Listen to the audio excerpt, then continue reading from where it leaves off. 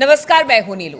तो क्या 1 मई के बाद अमेरिका कोई बड़ा हमला ईरान के ऊपर करने वाला है? अमेरिका दबाव बना रहा है कि वो अपने परमाणु कार्यक्रम को खत्म कर दे, लेकिन खेमनेई ने कह दिया है कि ऐसा कुछ होने वाला नहीं है। अब इसके क्या परिणाम होंगे, तैयारी दोनों देशों की किस तरह से, इसे लेकर बातचीत करने के लिए मयंक मेरे साथ जुड़े हुए हैं।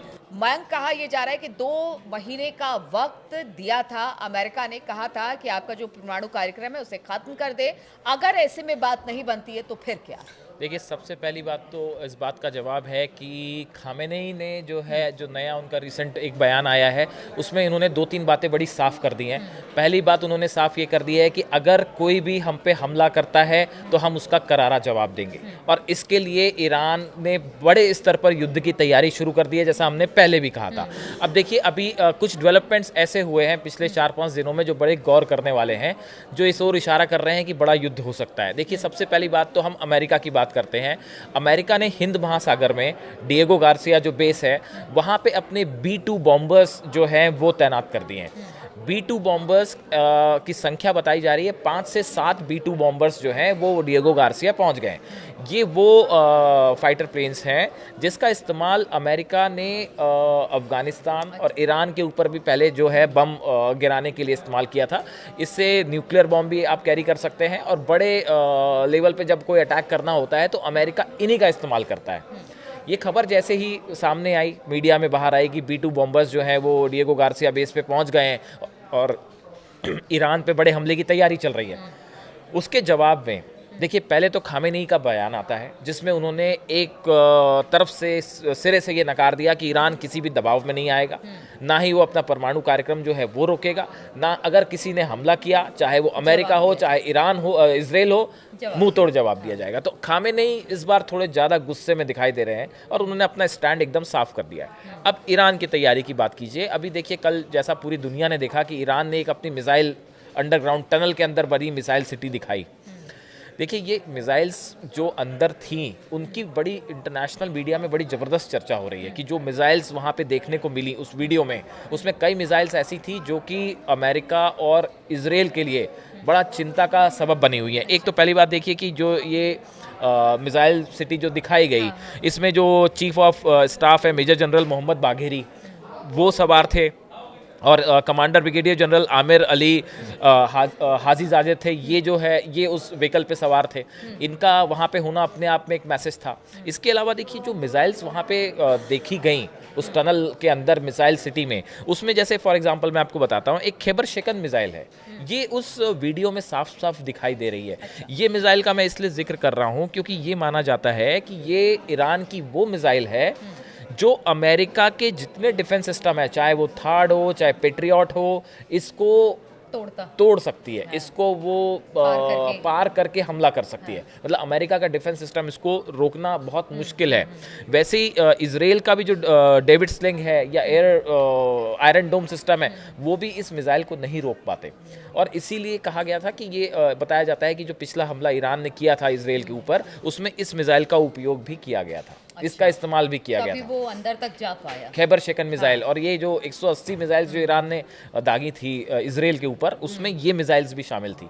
तो देखिए, ये मिसाइल को वहाँ पे अपनी मिसाइल सिटी में दिखाना, ये ईरान ने एक बड़ा संदेश दिया है कि भाई, अगर आपके पास B-2 बॉम्बर्स हैं, आप B-2 बॉम्बर्स दिखा सकते हो और उसके जरिए हम पे दबाव बनाने की कोशिश कर सकते हो, तो देखिए, जवाब देने के लिए हमारे पास भी जो है, आपके पेट्रियट और थार्ड को जवाब देने के लिए हमारे पास भी मिसाइल्स हैं। अब देखिए, जो एक खैबर शेकन जो मिसाइल है, इसमें जो खैबर शब्द है, इसका भी अपने आप में बड़ा हिस्टोरिकल प्रेजेंस माना जाता है। कहते हैं कि काफ़ी समय पहले ये जो इलाका था, ये एक शहर था, ये मदीना से करीब 150 किलोमीटर के आसपास का इसका डिस्टेंस था, और वो खाबर नाम से शहर था। और इस पे जूस का, यहूदी जो थे, इनका शासन था।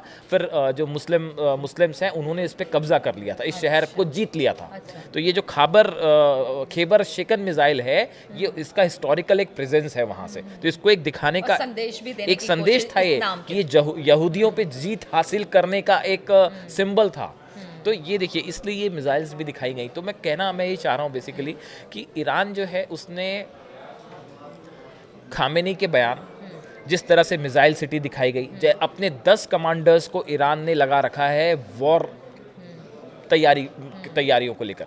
अच्छा, ये एक बात हो गई कि ईरान की तैयारियां क्या है, उसने अपनी ऑलरेडी डिफेंस मिसाइल्स तैनात कर दी। इसके अलावा एक बड़ा युद्ध अभ्यास शुरू होने जा रहा है चीन, ईरान और रूस के बीच में। ये नेवल वॉर प्रैक्टिस होगी। तो ये अपने आप में एक बड़ा इंपॉर्टेंट चीज़ है। देखिए, चीन पहले से साफ कर चुका है, फिलिस्तीन को लेके उसका बयान आ चुका है कि भाई गाजा जो है वो फिलिस्तीनियों का है, उन्हें वहाँ से हटाने का हम समर्थन नहीं करते। रूस ने कुछ दिनों पहले पुतिन की तरफ से ये बयान आया कि भाई ईरान हमारा जो है वो सबसे विश्वसनीय दोस्त है। तो इस अमेरिका और ईरान के युद्ध का क्या होगा, इसमें रूस की क्या भूमिका होगी, ये एक बड़ा सवाल था देखने वाला, क्योंकि ट्रंप और पुतिन की दोस्ती की चर्चा हो रही थी। लेकिन पुतिन ने एकदम साफ कर दिया है कि अगर ऐसी कोई स्थिति खड़ी होती है तो हम मजबूती के साथ ईरान के साथ खड़े हुए हैं। तो इन हालात में एक तरफ अमेरिका की युद्ध की तैयारी, B-2 बॉम्बर्स पहुंच चुके हैं, धीरे धीरे अपना प्रेजेंस बढ़ रहा है। दूसरी तरफ खामेनेई ने अपना एक बढ़िया फुल प्रूफ प्लान तैयार कर रखा है कि अगर हम पे हमला होता है।